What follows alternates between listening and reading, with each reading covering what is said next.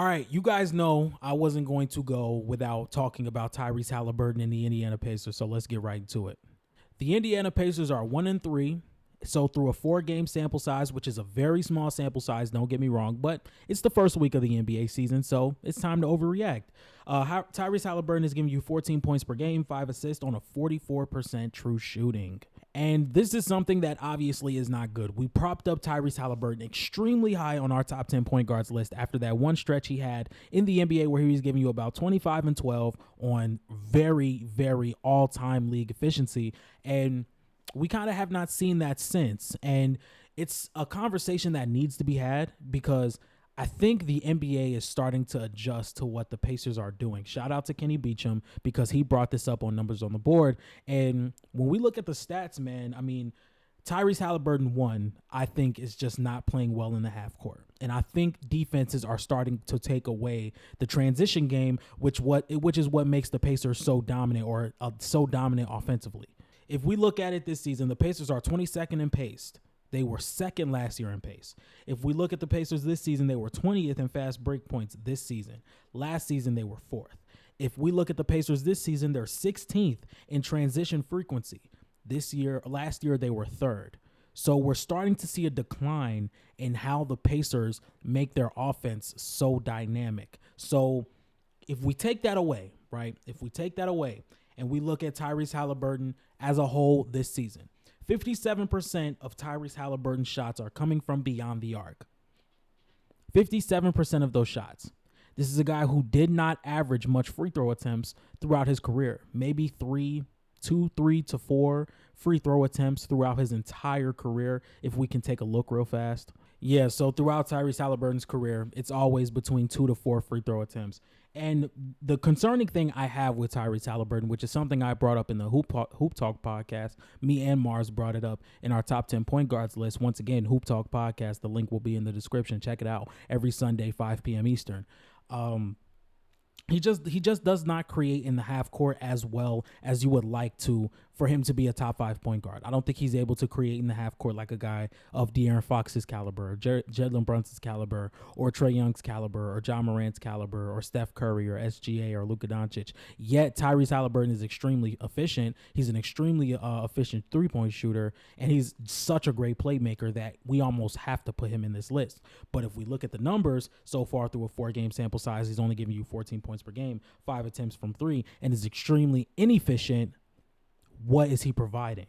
And I think if you're going to make the Pacers play half court most of the game, that takes away what they're so good at on offense, and they're not a groundbreaking defensive team. I think they're average to below average at best.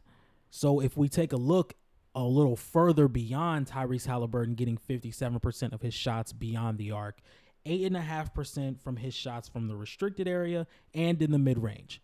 And let's just take a look at some of his past few games.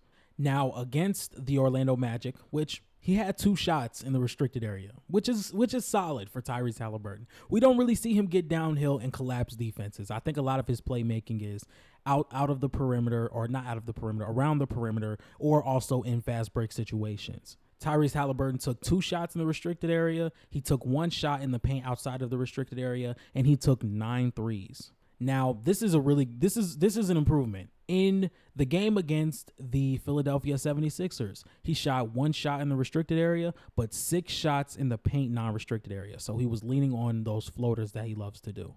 He was a total of 1 for 2 of floaters and 3 for 5 on layups in general. Now, this is the game I really wanted to harp on. Tyrese Halliburton went 0 for 8 against the New York Knicks, and he shot 0 for 8, and he shot 1 shot in the paint. 1 shot, and I think it was a floater to end the shot clock. But other than that, he shot 7 threes. And the thing that confuses me is we get you're a great shooter.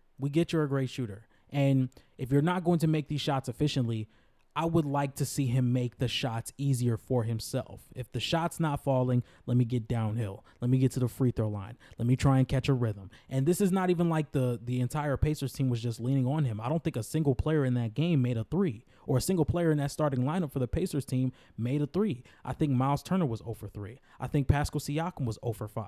There were plenty of players who just weren't shooting the ball well. And for a guy like Tyrese Halliburton, who has the entire team running through him, I would like to see him take more shots, one, and I would like to see him get to the free throw line and make his life easier from just hitting jump shots and depending so much on the three ball. And like a lot of these point guards in the top 10 list, they have a set of moves that they can use, or they have a set of athletic abilities or just ball handling abilities to where they can make shots easier for themselves. They can create space. They can get downhill. Trae Young with the ball handling ability. Jalen Brunson with his footwork in the mid-range and in the post. Steph Curry with his gravity off ball and the way he moves off ball. The way SGA can drive and the way SGA can finish in the mid-range area. Ja Morant's athleticism. De'Aaron Fox quickness and athleticism. All these guys have something they can lean on to create space for themselves. I just don't think Tyrese Halliburton is the athlete these guys are. And I don't think Tyrese Halliburton is the ball handler that these guys are. And Hallie is a fantastic point guard. You know, he's a fantastic point guard. But the way he plays, you know he's going to pass the ball before he looks to score. And I think the NBA is trying to adjust to that, to the point where they're going to make you score.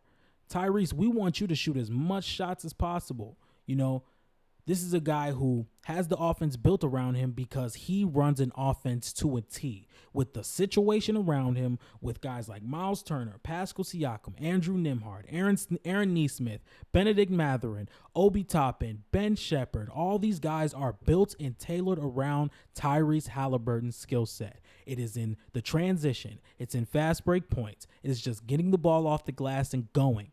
And the NBA is really trying to take that away, and it's very tough to see Tyrese Halliburton struggle in the half-court setting. So let me know what you guys think about Tyrese Halliburton. Do you think that the Indiana Pacers are going to be able to figure out their issues, or do you think this is going to be an ongoing thing for the rest of the season?